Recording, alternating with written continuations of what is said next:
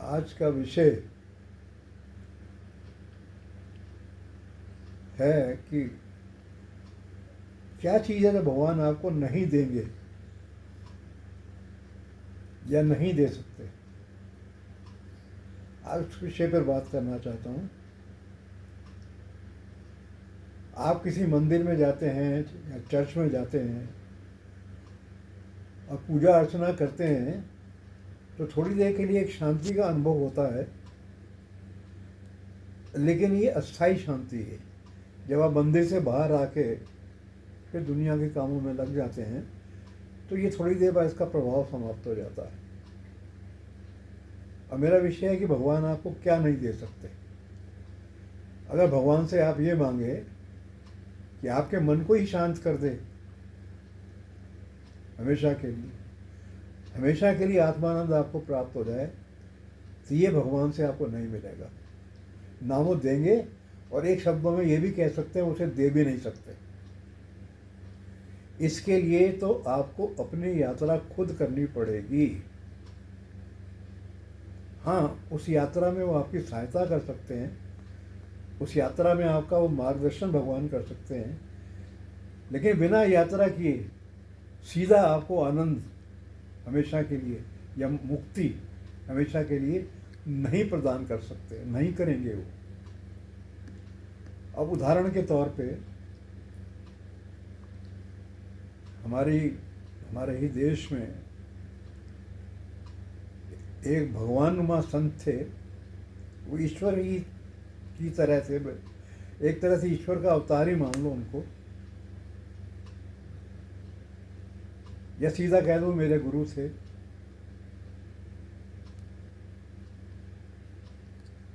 उन्होंने अपने भक्तों को ये आदेश दिया, कुछ चुने हुए लोगों को जो उन्होंने समझा कि ये कर सकते हैं, इस बाधा को दूर कर सकते हैं, खुद आनंद को प्राप्त कर सकते हैं, उनको 4 दिशाओं में भेजा। एक को बद्रीनाथ की तरफ भेजा, एक को केदारनाथ की तरफ भेजा, एक को गंगोत्री की तरफ भेजा, एक को यमुनोत्री की तरफ। एक दो स्थान और भी हैं जो मुझे याद नहीं है, वो मैदानों की तरफ हैं। और शर्त क्या रखी गुरु ने उनके सामने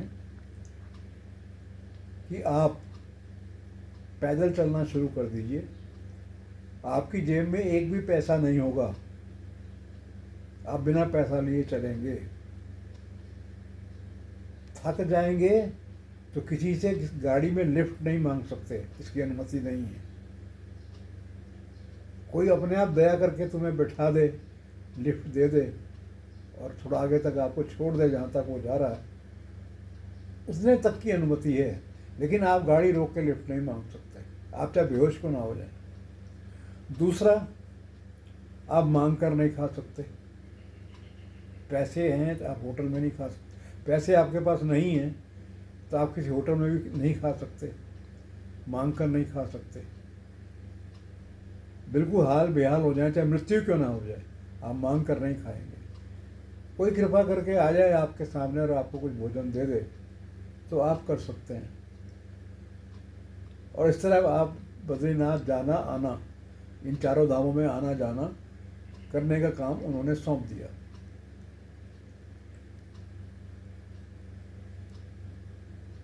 फिर एक समय हुआ, वो लोग तो ये सब कर चुके थे, उसका अनुभव ले चुके थे, तो कुछ वर्षों बाद हमारे गुरु संसार को छोड़ के चले गए। चली गई महिला थी वो, माँ आनंदमयी। तो उनमें से एक व्यक्ति जिसको भेजा गया था बद्रीनाथ केदारनाथ, उससे मेरी वार्ता हुई, मुलाकात हुई।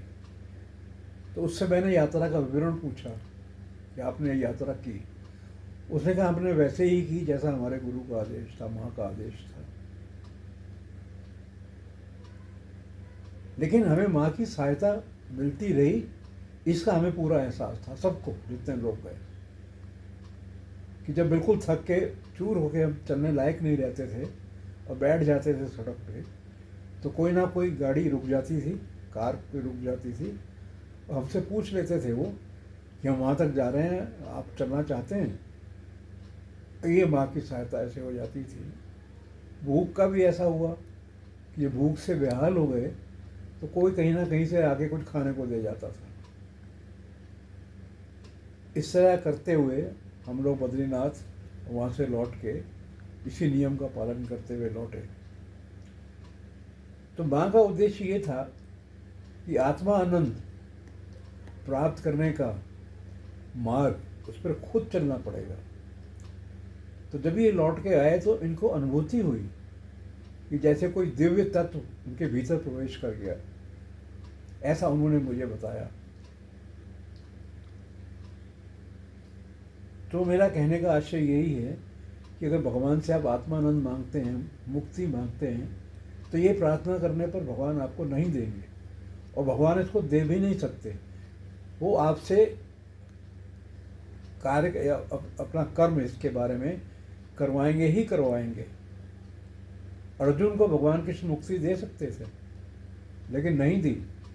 उससे युद्ध करवाया, पूरा महाभारत का युद्ध हुआ।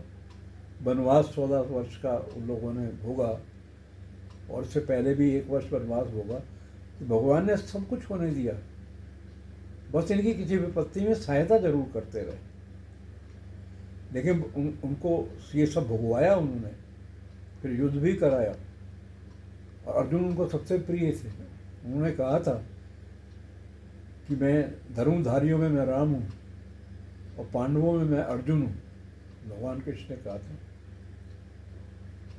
अग्नि में मैं तेज हूँ। तो ये शक्ति जो है भगवान प्रदत्त नहीं करते, ये आपसे ही कराया जाए। अगर आप ऐसी आशा लेके बैठे हुए हैं कि भगवान से प्रार्थना कर रहे हैं कि भगवान आपको मुक्त कर दे, आपको आनंदित कर दे, तो ये नहीं होगा। अगर ऐसा होता तो गौतम बुद्ध ने तो अपना शरीर हड्डी हड्डी कर लिया था और अपना रास्ता उन्होंने खुद ही खोजा था। आखिर में साक्षी भाव से अपनी ही सांस को देखा था उन्होंने, वही वर्षों तक देखा, और उनको मुक्ति प्राप्त हुई। तो करना खुद ही पड़ा। कोई ईश्वर ऊपर से आके आपको मुक्ति नहीं देगा। ईश्वर अवतार रूप में भी सामने है, तब भी आपको मुक्ति नहीं देगा। अगर सचमुच ईश्वर आपके सामने आके बैठ भी गया, आपके कमरे में आ गया, आप मांगेंगे मुक्ति, तो ईश्वर ये मुक्ति आपको प्रदत्त नहीं करेगा। इसके लिए तो कांटों भरे रास्ते पे चलना पड़ेगा। तो एक वो शेर याद आता है कि आग का समुद्र है और डूब के जाना है।